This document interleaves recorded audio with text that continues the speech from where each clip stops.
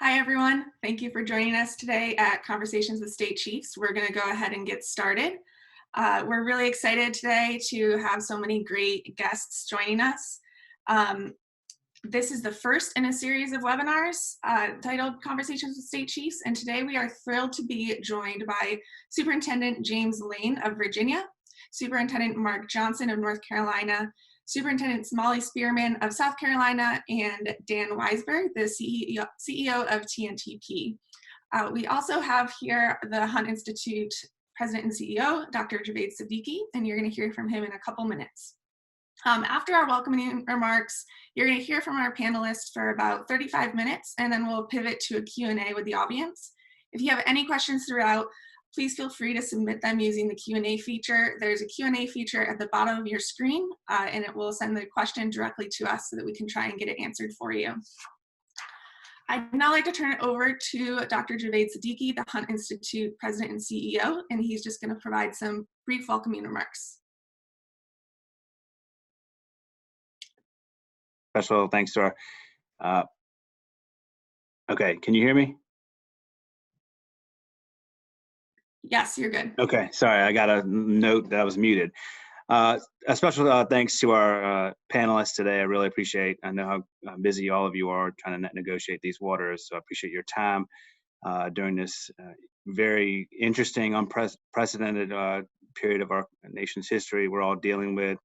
Like all of you that are on this Zoom, we at the Hunt Institute have been contemplating over the past weeks how to fulfill our mission. In conversations with our partners across the country, we heard a desire to give educators, principals, superintendents, and other stakeholders the opportunity to hear from state leaders about the work they're doing at the state level and the challenges they're facing and are currently negotiating. So with that in mind, we've created this series. I want to thank Julia Cunningham on our team for leading this work. So we have a series of webinars / Zooms. Each will focus on a different topic, a pressing topic, of course, to allow all of us who are passionate about education and equity for all students to work towards collaborative and meaningful solutions. We currently have 4 other conversations with state chiefs scheduled. We will hope you'll be able to join us for those as well. More information about those and other COVID-19 resources, we'll make sure we put them up at the end of this conversation. Finally, at the Hunt Institute, we care deeply about making sure that educators and policymakers have the best information available to make equitable and meaningful decisions for students. If there's anything we at the Hunt Institute can do to support any of you, please don't hesitate to reach out to anybody on our team. That information also will be provided if you don't already have it. To all of our teachers that are on this Zoom and the superintendents, especially, I really want to thank all of you for what you're doing to currently serve our students, again, in this very unique and unprecedented times. With that, I'll turn it back over to Julia to introduce Dan and get us going. Julia. Thanks, Javed. So first, we're so excited to hear from the CEO of TNTP, Dan Weisberg. TNTP is a national education nonprofit that helps school systems recruit and retain high-quality teachers. And so, Dan, can you just start us off by telling us a bit about some of the challenges that school closures are presenting for student learning loss, and what are some potential strategies that you've heard for mitigating that loss? Yeah, thanks so much, Julia. Thanks, Javed, Patrick, Hunt Institute. Really appreciate you all setting this up and inviting me. I'll be brief so we can get to our 3 outstanding state chiefs who are going to be speaking today. But in answer to your question, Julia, I mean, I'd say a few things about where we are, and I really want to start with the extraordinary way that teachers and principals, superintendents, district officials, custodians, food service staff, paraprofessionals are stepping up. And so the media reports that you see on that are absolutely true to life. We are seeing, even though everybody's life, including educators' lives, are being totally upended and they're dealing with the stress and the anxiety that everybody else is, they are delivering meals. They are reaching out to students. They are doing everything they can to make sure they're preparing lessons. They are learning how to deliver lessons online, which some have never done before. They are finding incredible material. So, you know, we should start, I think, and I'm sure my fellow panelists would agree, with tremendous sense of gratitude to the folks on the ground who are serving our kids and families. And really under very difficult circumstances doing everything they can. Having said that, obviously none of us were prepared for the scope of this challenge. And if we look at, we're very, very fortunate at TNTP to work with over 170 school districts and state departments of education and charter networks and even some parochial schools. So we're very fortunate to have something of a national perspective. And the reality is, and this shouldn't surprise anybody, is that most of our students are not getting the same learning opportunities, are not getting the same services that they would get if they were in school physically every day. SERPI, a great organization, did some nice work, and they a survey of a number of different school systems and found fewer than 20% are really at this point able to provide kind of regular assignments to students and instruction to students and feedback to students. So that's getting better every week, but we shouldn't expect that our students are getting the same type of learning opportunities. If you look at some of the research that's out there that will size kind of the magnitude of the challenge. So NWA did some analysis using their data and found that we might expect, due to COVID-19, that students might show up next year with only about 50% of the learning gains in math that they typically would have, and only about 70% of the learning gains in English that they typically would have. If you look at some of the studies that have been done about the effects of Hurricane Katrina on student learning in New Orleans, some studies found that it took years, several years, for students to catch up, if they caught up at all. You look at some of the international studies of what's happened to student learning in the wake of either human-generated or natural disasters. In some cases, you lose an entire generation of students. So the risk is, Julia, to answer your question, pretty big. So what can we do? And I'm really eager to hear from the superintendents about the great leadership they are providing. But we're thinking about it in terms of short term. What can you do short term, and what can you do in the medium term? And in the short term, while kids are outside of school, the school buildings, I think it starts with a commitment to provide the same learning opportunities and support we do to children when they are in school. Now, that's a high standard, and we're not going to be able to meet it, certainly not right away and every week. But I think it's an important standard to set, in part because we can expect that this is unfortunately not going to be the last time in the next couple of years that we can't have all kids in school.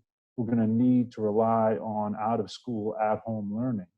And so I think we should commit every day to get better and better in providing the same quality of learning opportunities, same services that we typically do.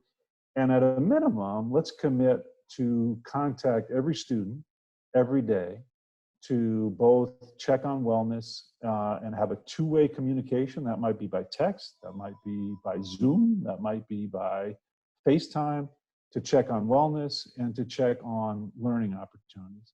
And then in the medium term, which I would say is really about next year, whenever that is and whatever form that's going to be, which is somewhat up in the air, let's commit to catch all kids up, to really put them on track for success. Let's not lose a generation, which obviously none of us want to do, by a date certain, by the end of 2022. And the thing I would say, just to tee up, Julia, before turning it back to the fellow panelists, is, I think we should be honest. It's not a new challenge that we have kids walking into schools, whether it's virtually or physically, next school year, behind, and substantially behind. Now we're going to probably have more students who are behind, and we're going to have more students who are substantially behind than we typically do. Although there are great efforts to catch kids up, as a nation, we don't do well in doing that. And traditional efforts at remediation, the research will show, aren't typically successful at catching kids up.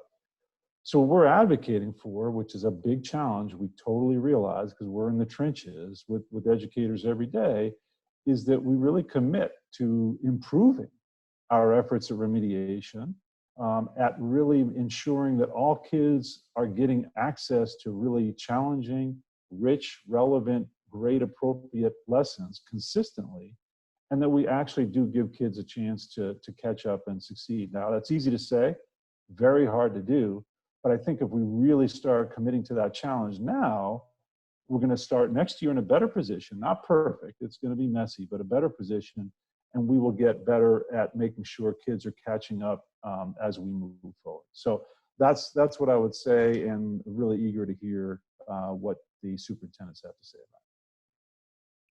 Yeah, thank you so much. That's really great information. And next I'm going to go to Superintendent Johnson, the Superintendent of Public Instruction here in North Carolina. Superintendent Johnson, can you talk a bit about what North Carolina is doing now and maybe what some of your plans are for the summer and fall to kind of support this student learning, what you're thinking about right now, particularly as it relates to equity for all students?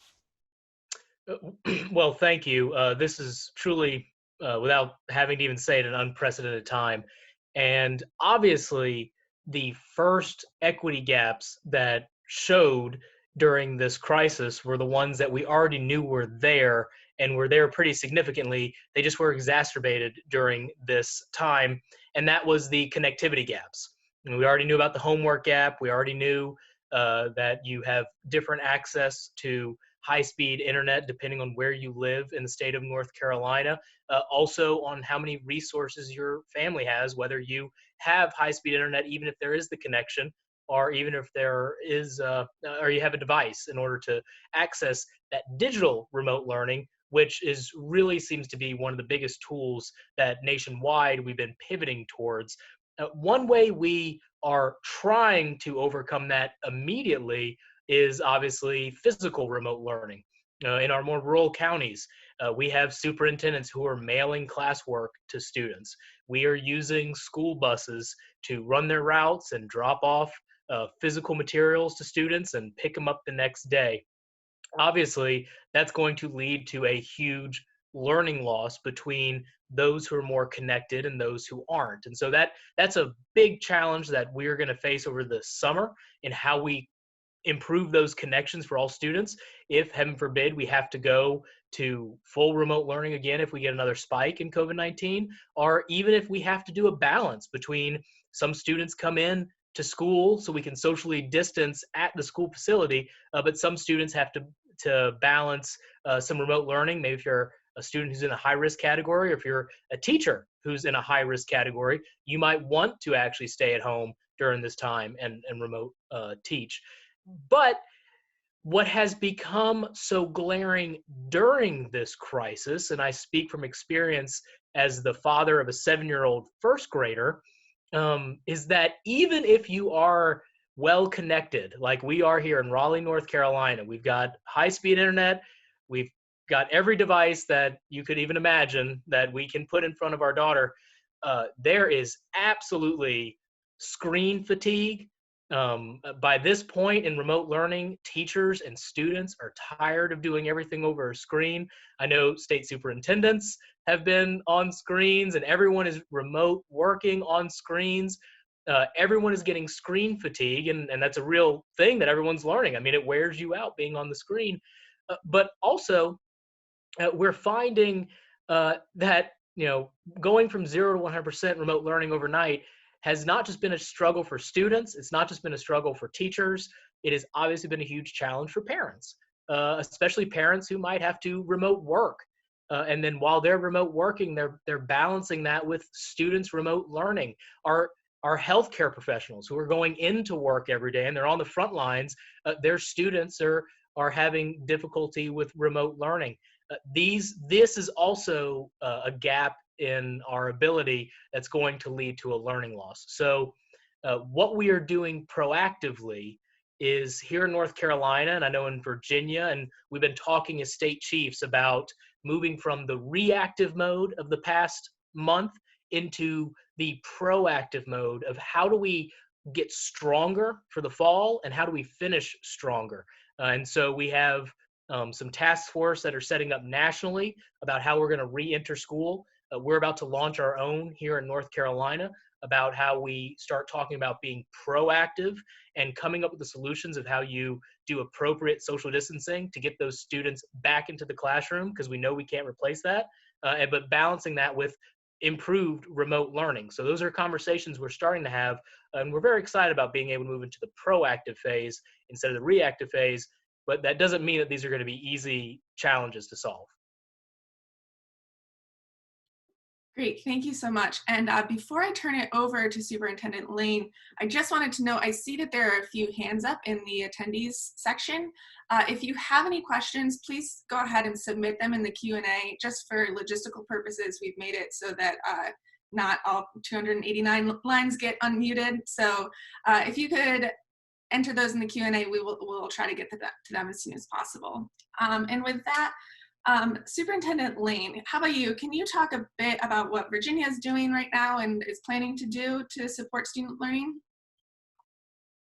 Yeah, thank you so much. And I will try to not repeat too many of the things that they're working on in North Carolina that Superintendent Johnson mentioned. But Virginia was, I think, the second state, or we're a Commonwealth, but the second state in the nation to announce that we would be closed the rest of the year. And within days, we put out guidance on what we wanted our continuity of learning plans in each of our school districts to look like.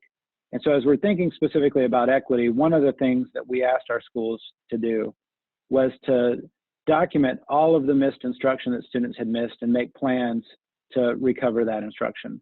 We laid out a variety of scenarios that included distance, remote, and virtual learning now. Like Superintendent Johnson mentioned, we too have many areas that are not connected to the internet. So virtual learning is not the only solution for our students. So like them, we're seeing correspondence learning. We're seeing flash drives be mailed home, deliveries on buses. And so that is one way that they're working on that. Our school divisions are also looking at how they can utilize their time in the summer to support students as well. Not only this summer, but next summer to think about helping our students stay connected to their learning. And then we're also thinking about ways that they can embed missed instruction into the fall and into new courses when they get promoted to their next grade level. And finally, we're looking at ways that they can adjust their calendars. And so inside of that, our school divisions were required to think about equity and how they can make sure that as they're moving forward with students, that they're thinking about moving forward with all students, including students with disabilities, English language learners, students not connected to the internet, students living in poverty, and students without supports in the home to keep them successful. And so immediately our schools began to work on those plans, and they're being implemented at this point.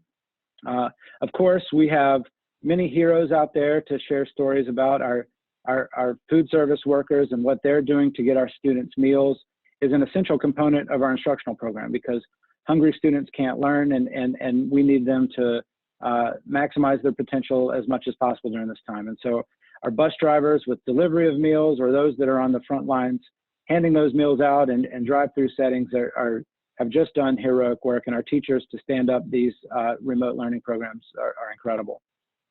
We have already launched our task forces. As Superintendent Johnson mentioned, we pivoted from being responsive to the crisis to thinking about how we would recover. And so we have a PK20 task force that's being led in the governor's office to think about how we make these plans, not only in pre-K through 12, but in early childhood and in coordination with our universities and colleges and two-year programs as well.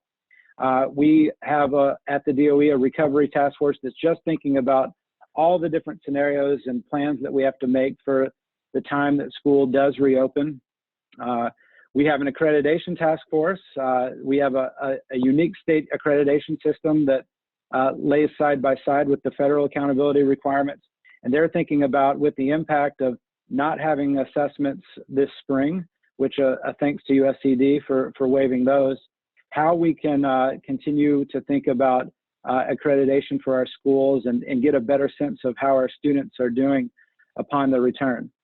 We have a task force that's thinking about the social distancing requirements that may be necessary for students as soon as we return, and what school will actually look like when schools do open. And then we have another task force that's thinking about all of these facets, but with a specific focus on social and emotional learning and how we can care for our students. And that's really at the forefront of the way that we're thinking about our work. We know that there's a lot that we're going to have to do to ameliorate some of the educational issues, but this is a stressful time for teachers. This is a stressful time for our students. There are a lot of anxieties and fears, and we want to make sure that thinking is on the forefront as we make any decision. And as Superintendent Johnson mentioned, we are also part of SREB's regional task force. I was honored to have the opportunity to co-chair that work. And so what we're hoping to do is learn from other states, especially in the southern region, and put out some recommendations that we can all learn from. And so equity is at the heart of our work. We want to make sure that we're moving students forward, but we're doing it in a way that every student has the opportunity to have their potential maximized as well. Thank you so much, Superintendent Lane. And finally, we're going to hear from Superintendent Molly Spearman, the Superintendent of Education in South Carolina. And Superintendent Spearman, can you also share what South Carolina is thinking about, both for now and in the future, in terms of mitigating student learning loss? And then, what issues are you thinking about the most as you think about how to best support South Carolina students? Well, good afternoon, everyone, and thank you for inviting me to participate. As I've listened to my colleagues from North Carolina, Virginia, while we're very different, you find out very quickly we're very similar. So I won't repeat all the things that my two superintendent colleagues have said, but we too are doing many of the same things. Our core task force meets tomorrow for our first real conversation in a group about what will school look like. We are anticipating continuing with our summer reading camp. We want to expand that. That's part of our Read to Succeed program, and a real concentration on reading for third graders, for struggling third graders. But we hope now to expand that using some of our CARES Act funding, to expand that to not just reading, but reading and mathematics, and to expand that from just third graders to K through 3. Now, how we'll do that, it's normally a 6 weeks summer camp, 4 hours a day, but we believe that will be altered. It probably will not happen till after the 4th of July, and we'll be working on that. But in case we can't do it face-to-face, and we hope we can with small class sizes and smaller groups of children on a school bus, if that can't be possible with good social distancing and the healthcare protocols that we need to have in place, if the virus is just still running rampant, we are preparing a virtual summer reading/math camp platform to be used, and it would be free to our school districts across the state through our virtual SC. So we're working very quickly on that, as well as planning, just like North Carolina and Virginia, planning for what will school like. Ideally, we want to carry on as normal, as traditional, but we know we'll have to implement new health standards, new health protocols. So we're looking at those. That would be plan A. Plan B would be, how do we have to reduce our class sizes? Do we have to use some type of alternative scheduling? So all of that's in our minds, and I think all of us right now, we have to have more than one plan in place. So we're hoping to be prepared and make some kind of call on that at the appropriate time. Currently, inside the Department of Education, though, we have groups that have been working on taking a relook at our standards, and how can we help teachers make this transition of the progression of standards, what will need to be retaught, and how quickly to move forward with that. We're planning some teacher professional development modules that will be available in July for preparing teachers for the work that we know that will have to be done. We're looking at a possibility of bringing in our students and using some of our CARES Act funding for additional instructional days. I'm sure my colleagues are probably thinking the same way, to possibly do a few extra days in front of the normal school calendar, and maybe only bringing in, I've had some suggestions to bring in K-5, some for K-8, probably not the high school students, since they're working on credit bearing courses, and we may not be able to do that. How best to use our funding to make it go be the strongest in really helping those students with those foundational standards work that they need. But like my colleagues too, I really believe, and I've said this an awful lot, and to Mark's point about the pressure that's put on parents now, that's one of the first things that we heard. As soon as we started sending all the work home, and we had 15 districts that were already in an e-learning pilot for inclement weather, you know, a day 2 of snow, and we were going to do 4.5 hours of work. And Dan mentioned this earlier, and I agree with him that our expectations have to really be high on this. But the reality was that it was just way too much.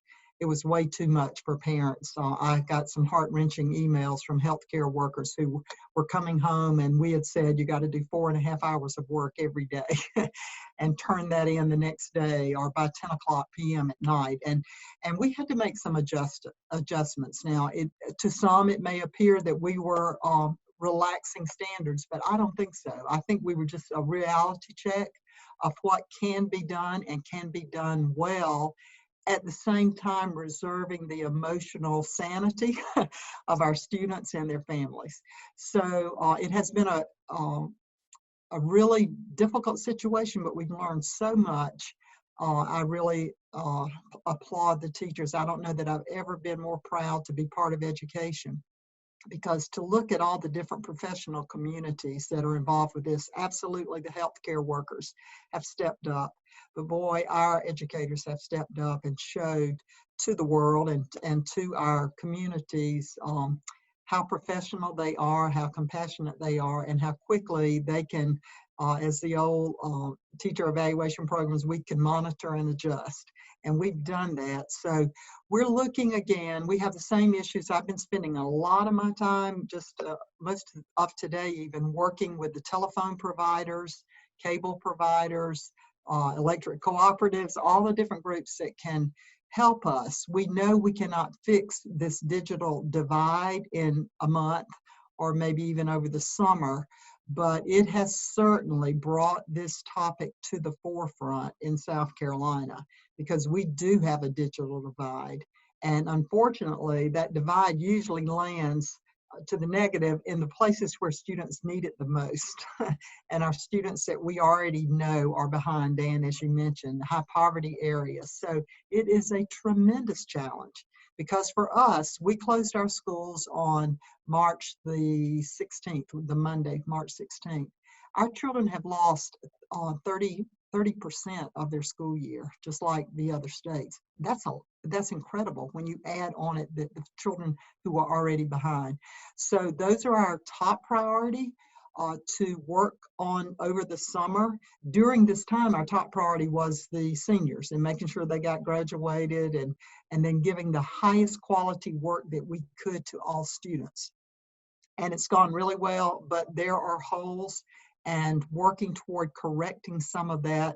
And then this summer, trying to bring in students, if possible, we want to bring them in small groups and have really intensive instruction on English language arts and mathematics for our K-3 children, and do that very well. Thank you so much. That's such great information. We're now going to move into the Q&A portion of the webinar. We've already had a bunch of questions chatted in to the Q&A section, and I'm going to kind of start with those. And if you have any questions, please feel free. We will try to get to as many as we can. I'm going to start again with Dan. Dan, can you discuss some of the strategies that states and schools and districts are using now, and can use now, excuse me, to address the learning loss that's happening for our most vulnerable students? You know, we're thinking about immediately supporting students with disabilities, students with no or little access to technology, or, you know, any other student populations that we know are being really affected by these closures. Yeah, I mean, it's such a, we've heard some of those strategies that are being used right now from the superintendents. And, you know, the good news is we're unleashing, so, you know, our educators, counselors, social workers, various professionals who are getting better and more creative at this every day. The digital divide is a big one. And so Superintendent Spearman said, we're not going to solve that in a month. We're not going to solve that in 2 months. But we have made some progress, and I do think it's important to continue to push on that. And we're, very fortunate that we have strong leadership that has really moved that forward in providing laptops and Wi-Fi hotspots and such. Sometimes we're seeing Wi-Fi hotspots put on buses and driven to neighborhoods, so all students in the neighborhood can benefit. So that's really important. And again, if you set that standard, let's talk about our kids with special needs. That initially when the crisis hit, we were hearing some things that frankly I found to be disturbing around, well, we just can't figure out a way to serve our disabled kids, so we're not really going to make a serious attempt to do that, and we'll just try to deal with it when kids come back. And that's a mistake. That's a population that probably more than the rest of our students really needs those regular touch points and really needs that support. And so as time has gone on, what we have seen is things like adaptive physical education teachers who are doing at-home virtual soccer with toilet paper, which I thought was a good sign, because it means that the students had toilet paper in the home, which we didn't at first. Really creative counseling that if kids can get online, you can do that virtually. It's so important to provide that two-way communication, particularly to our disabled kids. But the other thing, Julia, that I would mention, it might be counterintuitive, like what do we do about learning loss, really involves using at least part of the summer to plan. I don't have to convince anybody who's on this call that under good circumstances, launching a new school year is difficult. I spent 6 years at a district. It's anxiety producing. It's difficult. It's a big operational lift. It will be twice or 3 times or 10 times as difficult this time. And it means we need that much more planning. So I love the idea of, for example, Superintendent Spearman talked about bringing the students in, or at least some of the students in early. One of the benefits that would have is not just to mitigate the learning loss, but to give our teachers an opportunity to develop and to practice kind of new approaches to how you catch kids up, because nothing substitutes the best professional development. And we do a lot of professional development. The best professional development in the world is not as effective as actually getting a chance to work with students to try new techniques. So planning for what's going to be a massive effort to make sure all kids are caught up is going to be really important over the summer. And then giving our educators as much opportunity to practice those things and get coaching and collaborate as possible. I think that ultimately is what's going to tell the tale between, do we really support all students to catch up and be on track, or does the effects of this terrible crisis linger for years and years? Thank you. And Superintendent Johnson, we had a question about, as you know, North Carolina has a highly rural population, and many of those rural students are very mobile and may not enroll in that same school district the next year. And can you talk a little bit about what some supports these students can be provided are when they attend new districts in the fall, and how can we best get them back on track? Well, yes. I mean, that what Dan was just saying is, one, it all comes down to the planning that we're doing in these weeks and just month or two ahead. And that is why you hear every superintendent on this call has already started a task force or a number of task force to start that planning, because it is just that daunting of not only how many students are going to face significant learning loss, even more than the normal summer brain drain as a result of this, but also issues that even in normal times can provide challenges to students, like changing to a new school district. But what we realized at the Department of Public Instruction, as we were having our leadership calls, we have one every morning just to brainstorm ideas on what's next and what we need to tackle. We started to realize that this is the time of year where elementary schools start to calculate how many kindergartners they're going to have for the next school year. So they actually can come up with the equation of how many kindergarten teachers they're going to need. And that's not happening right now because as painful as it is, we are all stuck at home every day, all day. We're in remote learning. So what does it look like to reach out to families and students and try to calculate how many kindergartners you're going to have so you can prepare for how many slots you need it? And then it started moving into the question of, you know, how many kindergartners can you actually socially distance in a classroom? And that is when we decided we definitely need some task force on this, because that is going to be a challenge. Socially distancing on a school bus, socially distancing in a school cafeteria, in a hallway. This August is not going to look like last August. We want to get as many students into the physical buildings as possible, but I think people are starting to realize more and more that we are going to have to, in some form or fashion, have some flexibility around remote learning, and possibly really focus on, to that point, those mobile students, getting them into the classroom, the students who might need it the most, making sure they get the most face time in the classroom.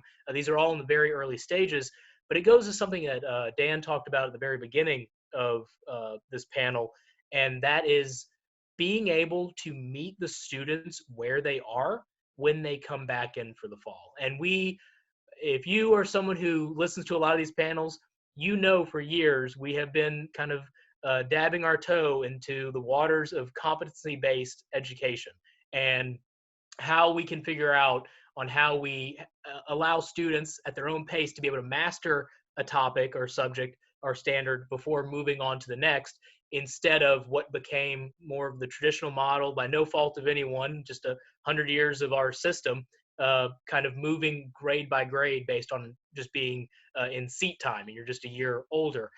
Now, as difficult as this will be, is probably one of the most important times for us to have the conversation of work with the people who can really help us identify how much learning loss there was, get those tools into the hands of teachers for next school year in August or summer, as soon as we can come back, assess and diagnose what students have lost, where they are, no matter where they're coming from, and be able to give teachers the tools to meet each student where they are. Monumental task. We have been trying to shift education towards that personalized learning in the best of times, but now more than ever, if there's a silver lining that's going to come from this cloud, is we really should start to have that conversation, get the professional development for our teachers over the summer around those concepts. And you see that happening a lot right now. Again, thank you to all the educators and teachers that have just stepped up and been phenomenal during this time. We all realize how much of a lift this is, but we also understand the potential that it has and the importance that it's going to have when we come back and we have students who may be now 3 grade levels behind, 4 grade levels behind. I mean, it's just going to be daunting how much learning loss there potentially will be. Thank you. And I think that actually leads really well into our next question for Superintendent Lane. Superintendent Lane, what are some of the opportunities that you see being presented by these school closures? You know, how can states and districts use this opportunity to think about providing students with these deeper, more personalized learning opportunities to which all students have equal access? And how can we create those long-term structures? Yeah, thank you. One of the things that we started talking about immediately after we announced our school closures was what learning would look like in this way. With you know, many teachers had been doing blended virtual learning, many had been doing flipped classrooms, but now with every student in a distance or remote way, we realized it was important to really think about how we approach instruction differently. And so one of the first task forces we had was on continuity for learning. And we released a report that you can find on our website called Virginia Learns Anywhere. And essentially in the Virginia Learns Anywhere report, one of the things we talked about was all the different ways to approach instruction during these closures. And we really wanted to focus on the Virginia profile of a graduate and our 5 critical skills. You know, that the standards are important and we want to make sure that no learning is lost. But this gives us a unique opportunity with no assessments, schools closed, while again keeping the main focus on caring for kids, thinking about deeper learning, and that during this time more than any, engaging students for long periods of time and distance learning is going to require more engaging activities. It's going to require critical thinking, creative thinking, and to really get our students thinking, because the type of new instruction that is traditionally done in a classroom, which is so important and we hope we'll get back to soon, cannot be replicated at home. So let's use this as a time to develop their communication skills, their collaboration skills, again, critical thinking, creative thinking, and then we have a fifth C in Virginia that we call citizenship.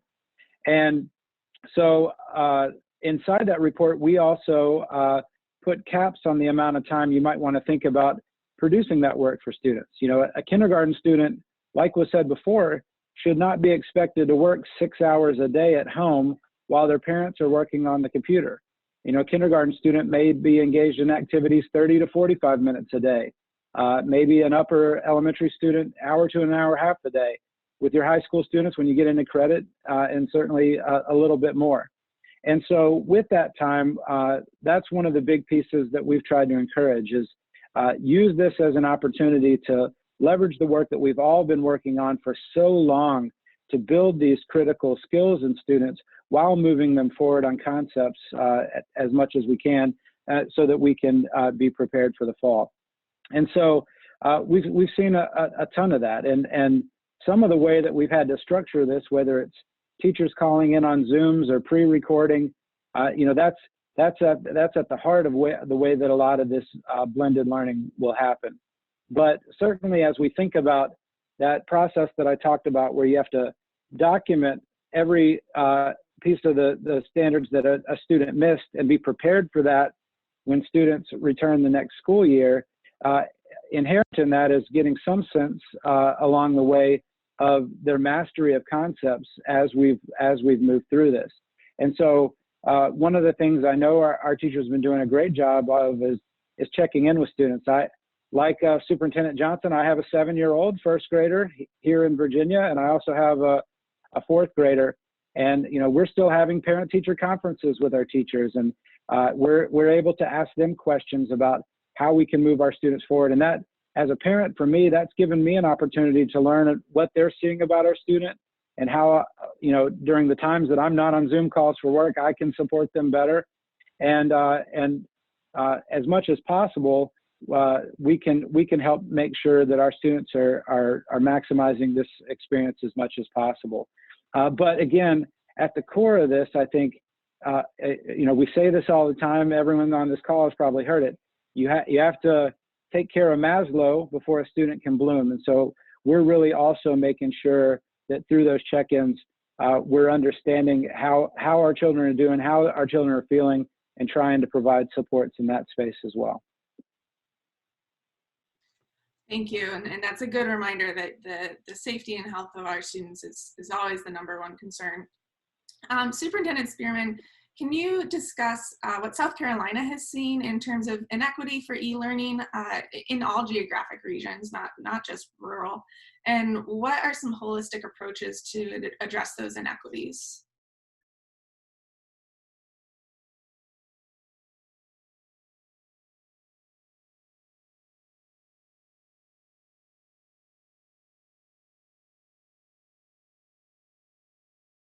Sorry, Superintendent Spearman, I think you are muted. Please just give me 1 second. There we go. Sorry about that. No problem. I made it. I've been looking at maps of South Carolina. Fortunately, there was a lot of work already going on as to where the blank spots on broadband. We have pretty good broadband coverage in the state, but there are definitely holes. And the surprising part is that I was thinking that it's just out in the rural areas. But for us, if you know geography and know the state of South Carolina, Richland County, which is the home of our state capital, Columbia, a fairly densely populated area, there's a whole 10 miles out of town. It's very rural. It becomes rural pretty quickly, but I was shocked. And just last Friday, I was on Twitter and saw a teacher up in Spartanburg County. Again, if you know, that's the Spartanburg-Greenville area, the home of BMW and lots of international businesses. And who would think that just a few miles out of the city of Spartanburg and in a community, Pacolet, South Carolina, there was a teacher who said, I have to go to my church to teach AP Calculus. The provider came out and looked, we're 900 feet away from having service, but they said it wasn't worth it. Well, luckily I was able to make a few calls, and they're out doing some construction right now, getting that done for her family and 5 others that include 2 more teachers, but that should not have to happen. So that's why we had a big phone call today with all of the providers, and I see a renewed commitment from them to use everything possible to get service out to folks and out to families. So I've said several times, that's the lemonade. I think that's one of the glasses of lemonade that's going to come from this pandemic is a renewed commitment. So for me, it was learning just how this is not just out for the most rural areas. And one of those for us is Allendale County, which happens to be the county where we are state managing the district. It's been 20 years in the making, and we're back managing that district again. But again, they've been without good internet service for a long, long time. So I'm really pleased that this has brought this to the forefront, not just for education, but for telehealth. And Dan, I'll tell you, one thing I'm very proud of is we have a fantastic telepsychiatry system here in South Carolina. And that's one of the success stories that I'm so proud of. We were able to do about 100,000 psychiatric sessions for children last year, and most of those are being able to continue. So that's good news. That's good news, and it can happen, but it takes a leader in every community really trying to get there and force it along. So for us, it's all the delivery that my 2 colleagues have talked about, whether it's Wi-Fi on buses, we're putting Wi-Fi boxes. We're talking now about putting those on our educational television towers, just anything we can think of to move it along. But it has really, thankfully, that is one thing that it has brought lots of people together, and it's going to take a lot. There's competition, and there's some folks who, you know, we're the ones to do the job for you, but I say to them, well, you haven't got it done yet, so why not? You know, so I'm going to the next guy. But that it has really brought a renewed effort to make sure that that inequity is repaired as soon as possible. I think the other, just having those families, and I want to just address this too, that I think it's also come up with our friends in higher education now. All of our colleges and universities going totally online, and those same K-12 students are back home now as college students with the same problem. So for young people, this is something that we have got to solve. I hope that in South Carolina, we're going to be able, again, as I said earlier, to use some of our CARES funding to move this along. And I hope, like Dan said, there's some progress you can make. It will take a couple years to really get it totally resolved, but there are some things that we can do right away. And I think one of my jobs as education voice in South Carolina is not stop. I'm going to be talking about it. I'm going to keep pushing it until it's done. So this has given me a great opportunity to do that. Thank you so much. And I think we have time for 2 final questions. I want to make sure that we get to both of them, so I'm going to try to get through these pretty quickly. But our first one, how are the state supporting English language learners during this school closure, especially as we consider those home language divides that a lot of students experience? I'm going to start with Superintendent Lane for this one, and then after that, Superintendent Spearman, it would be great to hear your thoughts. Yeah, well, of course, keeping our teachers, our English language learner teachers connected to our students is essential. But we actually launched something that I think is really cool yesterday. We partnered with a Spanish-speaking radio station in the Richmond metro area, WBTK 1380 AM, and they signed on to a partnership to do Spanish language instruction on the radio for students for the remainder of the school year. And what's really cool about that is, even if students don't have the internet, they they can call in on a phone number and listen to the radio shows live from their phone at home. And of course, it'll be streamed on the internet. So even if you don't live in the Richmond metro area, every English language learner in all of the Commonwealth will have the opportunity to access it. So we're really excited about that. I think the most important thing is for our schools to make these students a priority, make sure they're reaching out to families, make sure that they're communicating the resources that we have in their native language, make sure that the English language learner teachers are staying connected with those students. And like Superintendent Spearman said, where there are funds available and students don't have the internet access, providing devices and tools and hotspots and everything to all students, especially students that cannot access some of the information is essential. And so we're trying to think of many different ways to support that from the state level, while part of our primary focus is on making sure that our school divisions are putting structures in place so that all students are served. Thank you. And Superintendent Spearman? Great idea. I'm going to get on that working right now and see if I can find some radio stations to help us out. Thanks for that great idea. Our teachers, of course, we not only serving those students, but serving the families as Mark mentioned, delivering packets and making sure that we're doing that in the language of the family, not only for educational purposes, but for healthcare purposes as well. We've had some good success and some really neat stories about how just translating some of our healthcare information about COVID-19 and taking that to families as we deliver the meals has really allowed some of those families to get the healthcare service that they needed. They didn't understand what was happening with the COVID-19 virus. But one thing that I think that we're doing, and perhaps other states as well, in our executive order that the Governor McMaster delivered just this week, which pertained to the no more school for the rest of the year, we did think it was important to give flexibility to our school districts.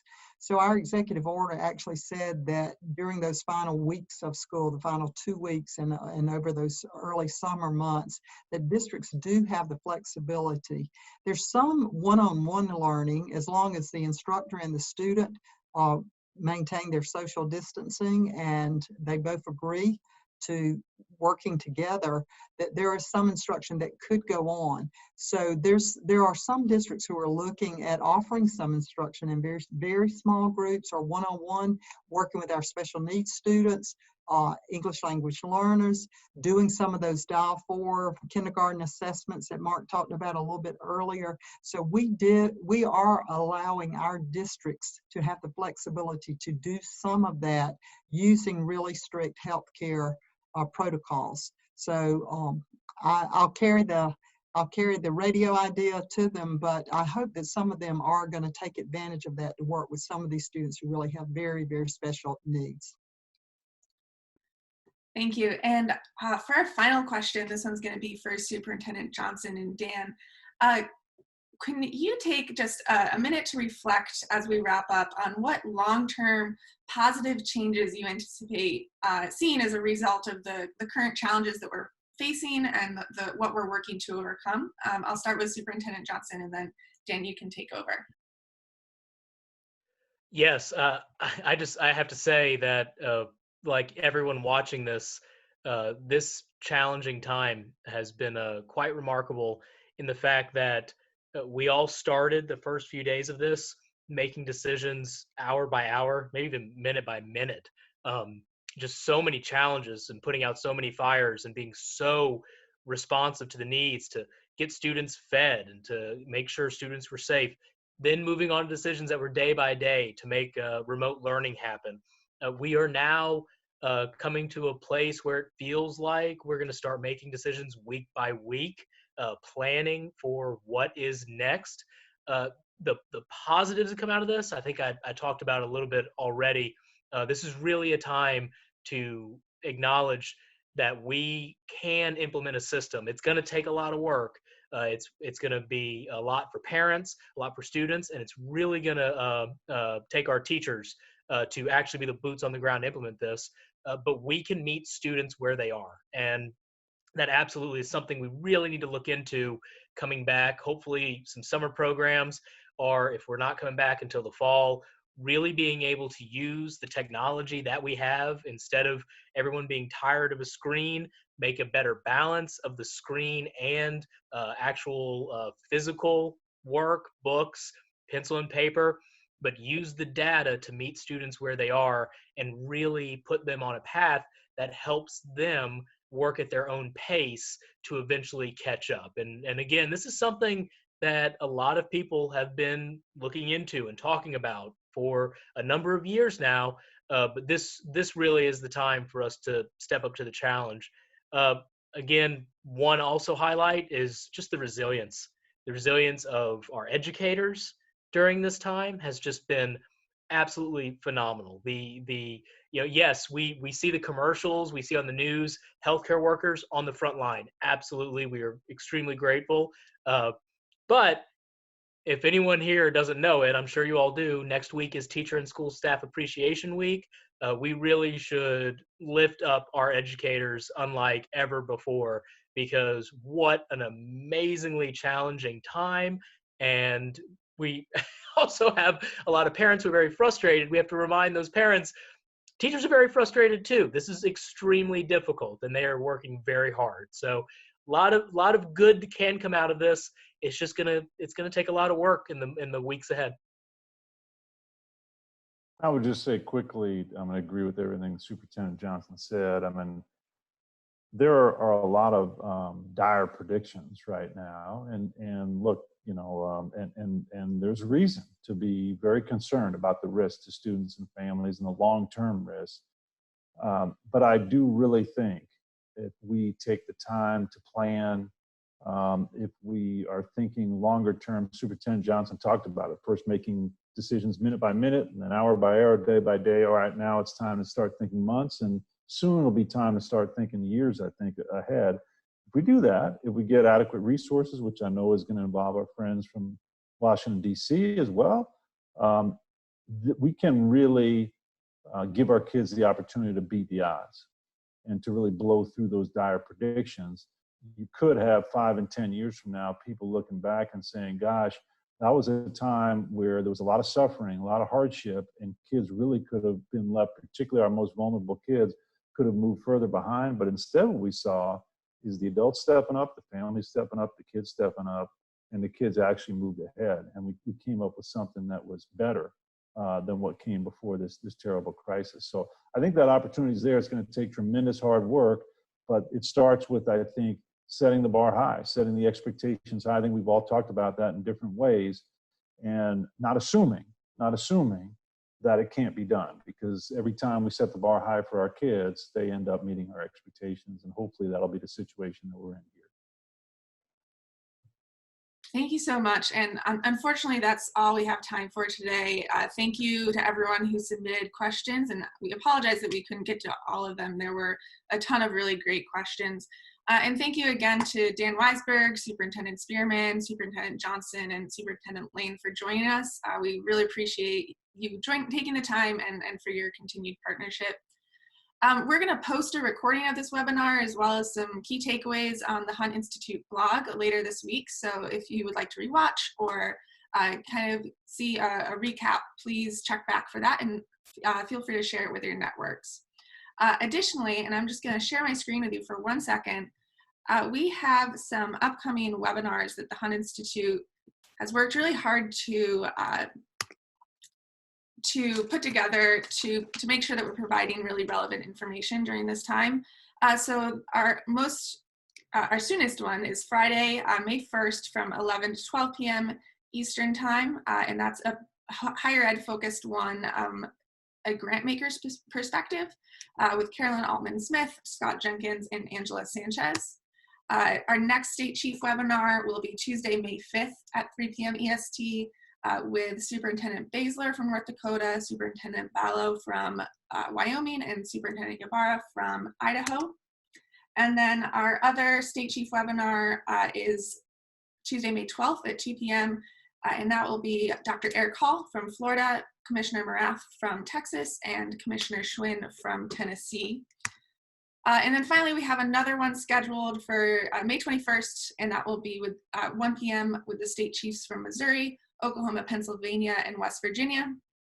And finally, we have a number of state-by-state trackers on COVID responses, as well as a number of issue briefs discussing COVID-19 issues available at this website here, www.huntinstitute.org/COVID-19-resources.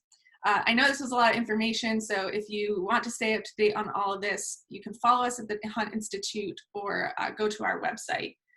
And my last note that I'll say is once this webinar is over, you'll be automatically brought to a brief survey that will be asking about your experiences. We would greatly appreciate you completing that if you're able to. All your responses will be kept confidential. Thank you so much for joining us today. I hope that you were able to get some really good information out of this. And if you have any further questions, please feel free, as Javed said earlier, to reach out to any of us at the Hunt Institute. That is what we're here for. And thank you again. Thank you.